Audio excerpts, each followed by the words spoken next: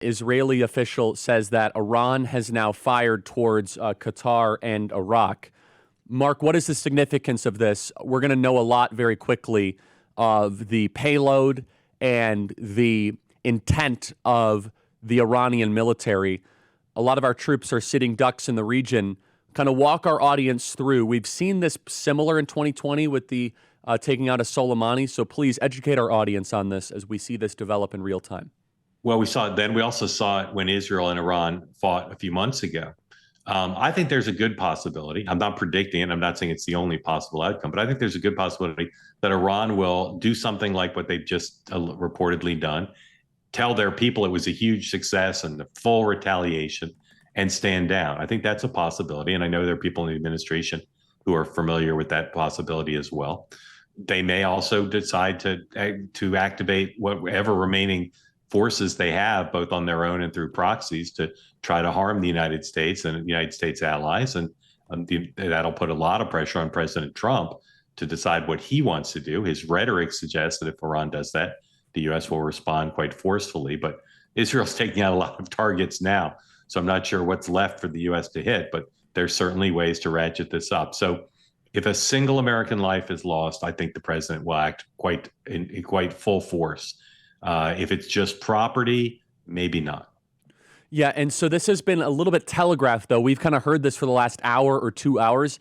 I'm texting with a reporter right now who's just about, I'd say you're a better reporter, Mark, but he's almost at the Halprin League of Excellence.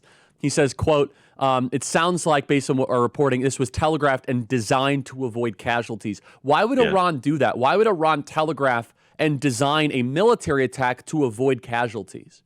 Well, along the lines of what I said, they have to appease their people.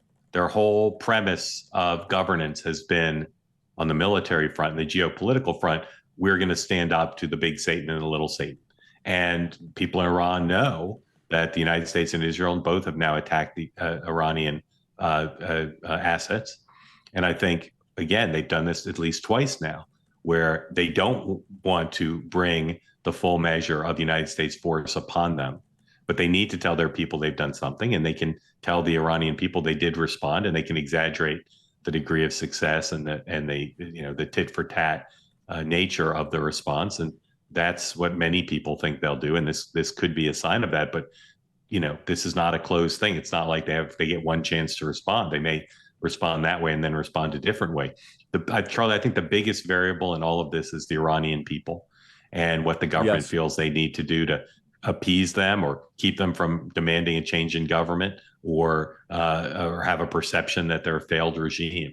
And we don't know. Most of the reporting out of Iran, and I'm unfortunately not in a position to do much reporting there directly, but most of the reporting suggests that they're rallying around the government. They're reacting negatively to Israel and the United States. And that's good for the government because that means they've got more leeway in how they respond without having to worry about losing face with their own people.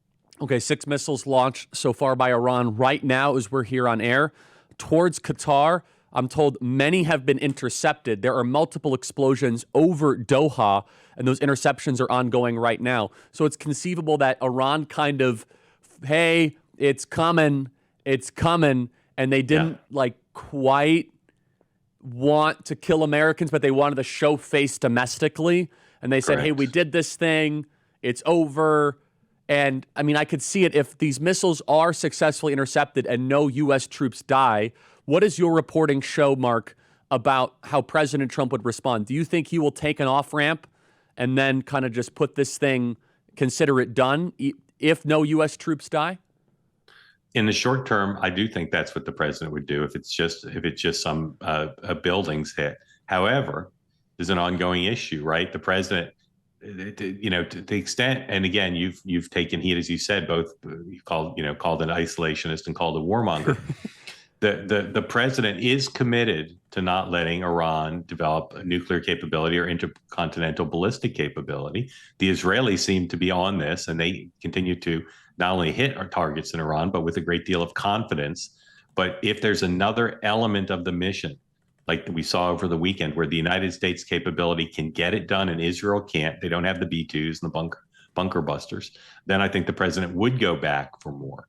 But I think the goal is to say deter Iran from striking American forces around the world, deter them from hitting American forces in the United States, and hope that Israel can do what both the United States and Israel say they want, which is to eliminate that missile capability and that nuclear capability. We're getting some of the video now that we're going to put up. Sorry, Mark, this is all just breaking news in real time here. I'm a breaking news guy, fella. No, I know. So, and by the way, feel free to check your phone, Mark, if you're getting sources and you're getting information too live on air. The skies of Qatar are lighting up right now as interceptions seem to be occurring, and we're going to try to load up those videos. Mark, what does this say for the MAGA doctrine, for the Trump doctrine, if there is an off-ramp? President Trump has kind of created a third way.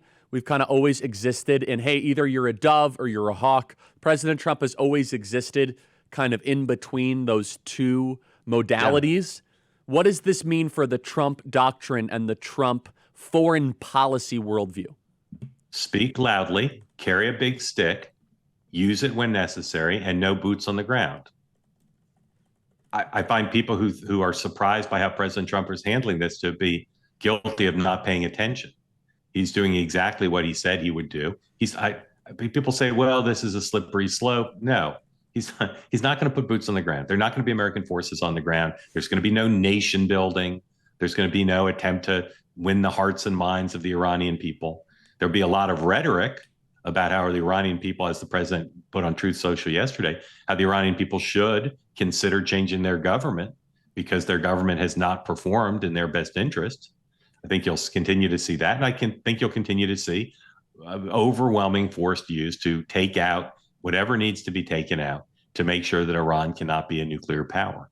Other than that, I think it's up to the Iranian government. If they kill an American, one single American, then I think you'll see massive retaliation. And the president made that clear to them.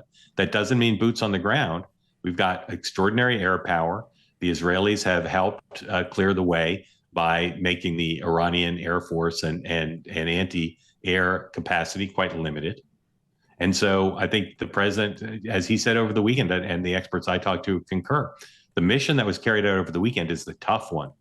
The ability of the United States to destroy government buildings, political things, bases, the Navy, that's fish in a barrel for the U.S. military.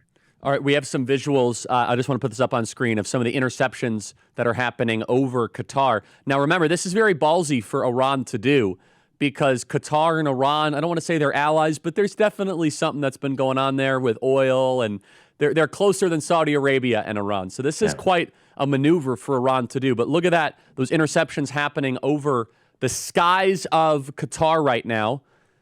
That is real stuff. I mean, those ballistic missiles could take out hundreds of people if it hits a certain target.